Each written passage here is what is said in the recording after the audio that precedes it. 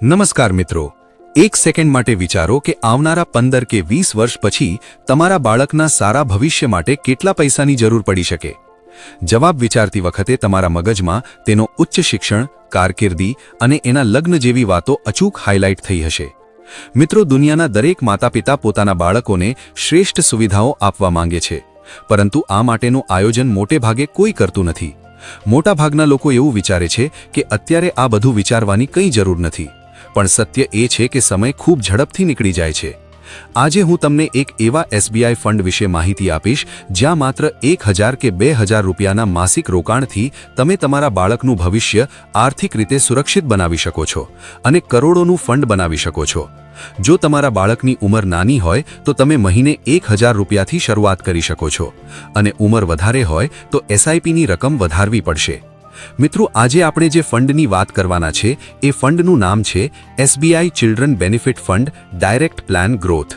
આ ફંડ ખાસ બાળકોના ભવિષ્યને સુરક્ષિત કરવા માટેના હેતુથી બનાવવામાં આવેલ છે. આ ફંડમાં તમે ઓછામાં ઓછા 500 રૂપિયાની એસઆઈપીથી શરૂઆત કરી શકો છો. આ ફંડની એનએવી એટલે કે એક યુનિટની કિંમત 48 રૂપિયા છે. આ ફંડની શરૂઆત એસબીઆઈ દ્વારા સને 2020માં થઈ હતી. આટલા ટૂંકા સમયમાં પણ આ પ્લાન રોકાણકારોમાં ખૂબ જ લોકપ્રિય છે, જે આ ફંડની 5100 કરોડના મોટા ફંડ સાઇઝ ઉપરથી સમજી શકશો. આ ફંડનો એક્સપેન્સ રેશિયો 0.84% છે. એસબીઆઈના આ ચિલ્ડ્રન ફંડમાં 5 વર્ષનો લોકઇન પીરિયડ છે, એટલે એસઆઈપી શરૂ કરો ત્યારથી 5 વર્ષ સુધી પૈસા ઉપાડી નહીં શકો. આ 5 વર્ષનો લોકઇન પીરિયડ પૂરો થાય એ પછી જો તમે 1 વર્ષની અંદર પૈસા ઉપાડો તો 3%નો એક્ઝિટ લોડ લાગે છે, જ્યારે 1 વર્ષથી ઉપર પણ 2 વર્ષથી નીચેના સમયગાળામાં પૈસા ઉપાડવા પર તમને 2%નો એક્ઝિટ લોડ લાગુ પડશે.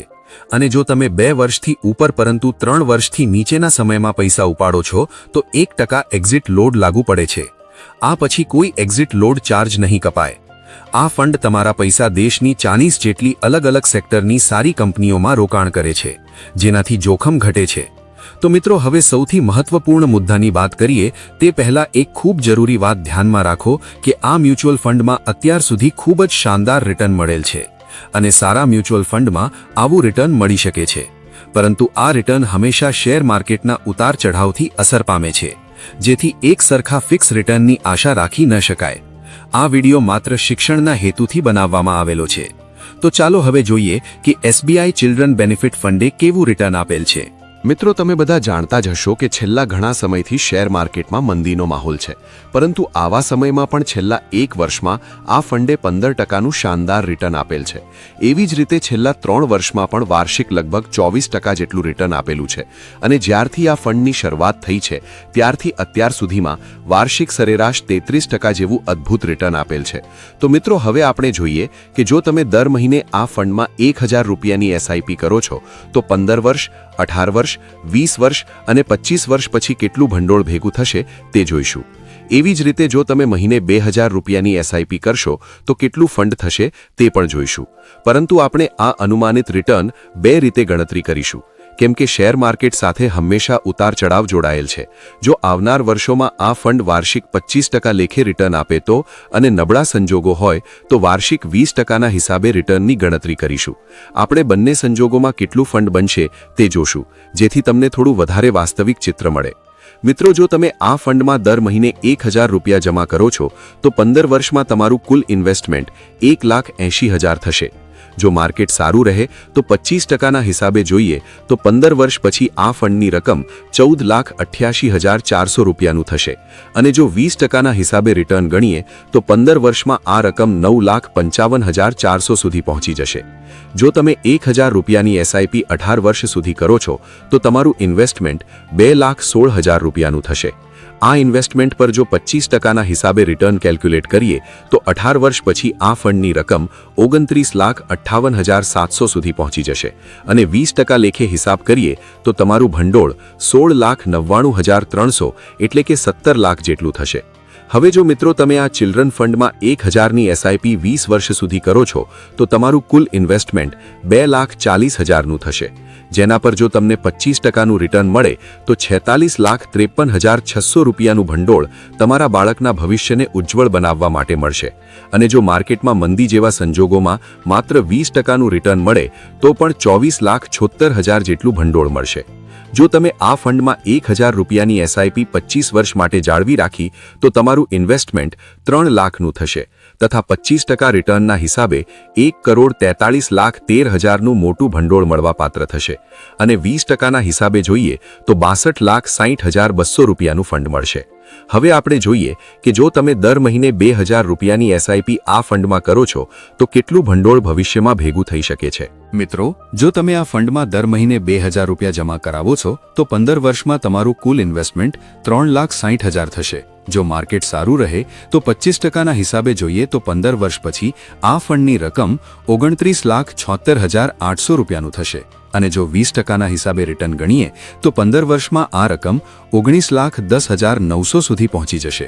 જો તમે 2,000 રૂપિયાની એસઆઈપી 18 વર્ષ સુધી કરો છો તો તમારું ઇન્વેસ્ટમેન્ટ 4,32,000 રૂપિયાનું થશે. આ ઇન્વેસ્ટમેન્ટ પર જો 25%ના હિસાબે રિટર્ન કેલ્ક્યુલેટ કરીએ તો 18 વર્ષ પછી આ ફંડની રકમ 59,70,500 સુધી પહોંચી જશે અને 20% લેખે હિસાબ કરીએ તો તમારું ભંડોળ 33,98,600 એટલે કે 34 લાખ જેટલું થશે. હવે જો મિત્રો તમે આ ચિલ્ડ્રન ફંડમાં 2,000ની એસઆઈપી 20 વર્ષ સુધી કરો છો તો તમારું કુલ ઇન્વેસ્ટમેન્ટ 4,80,000નું થશે, જેના પર જો તમને 25%નું રિટર્ન મળે તો 93,07,000 રૂપિયાનું ભંડોળ તમારા બાળકના ભવિષ્યને ઉજ્જવળ બનાવવા માટે મળશે. અને જો માર્કેટમાં મંદી જેવા સંજોગોમાં માત્ર 20%નું રિટર્ન મળે તો પણ 49,52,300 જેટલું ભંડોળ મળશે. જો તમે આ ફંડમાં 2,000 રૂપિયાની એસઆઈપી 25 વર્ષ માટે જાળવી રાખી તો તમારું ઇન્વેસ્ટમેન્ટ 6 લાખનું થશે તથા 25% રિટર્નના હિસાબે 2,86,26,000નું મોટું ભંડોળ મળવાપાત્ર થશે અને 20%ના હિસાબે જોઈએ તો 1,25,20,500 રૂપિયાનું ફંડ મળશે. મિત્રો, આપણે હોટલના જમવામાં કે બહારના બિનજરૂરી ખર્ચાઓમાં મહિને 2,000 રૂપિયા આરામથી ખર્ચી નાખીએ છીએ. જો તે ખર્ચને કંટ્રોલ કરીને અહીં રોકાણ કરીએ તો 25 વર્ષ પછી તમારા બાળક પાસે 2.5 કરોડથી વધુનું ફંડ હોઈ શકે છે. આ જ તો સાચું ફાઇનાન્શિયલ પેરેન્ટિંગ છે. ટેક્સની વાત કરીએ તો રોકાણ કરતી વખતે કોઈ ટેક્સ લાગતો નથી. જ્યારે તમે પૈસા ઉપાડો છો ત્યારે ઇક્વિટી ફંડના નિયમ મુજબ long term capital gains LTCG tax લાગે છે, જેમાં 1.25 લાખ સુધીનો પ્રોફિટ ટેક્સ ફ્રી છે અને ત્યારબાદના નફા પર 12.5% ટેક્સ લાગે છે. પણ મિત્રો, એક વાત ખાસ ધ્યાનમાં રાખજો કે મ્યુચ્યુઅલ ફંડ રોકાણ બજારના જોખમોને આધીન છે. સ્કીમ સાથે જોડાયેલા તમામ દસ્તાવેજો કાળજીપૂર્વક વાંચો. ભૂતકાળમાં મળેલું રિટર્ન ભવિષ્યમાં મળશે જ તેની કોઈ ગેરંટી નથી. રોકાણ કરતા પહેલા તમારી પોતાની રિસર્ચ કરજો અથવા તમારા રજિસ્ટર્ડ ફાઇનાન્શિયલ એડવાઇઝરની સલાહ લેવી હિતાવહ છે. તો મિત્રો, શું તમે આજે જ તમારા બાળકના ફ્યુચર માટે પહેલું ડગલું ભરવા તૈયાર છો? જો આ વિડિયો તમને ઉપયોગી લાગ્યો હોય તો લાઇક કરજો અને આવી જ ઉપયોગી માહિતી માટે આપણી વેલ્થોલોજી ચેનલ સાથે જોડાયેલા રહો. મળીશું આગામી વિડિયોમાં.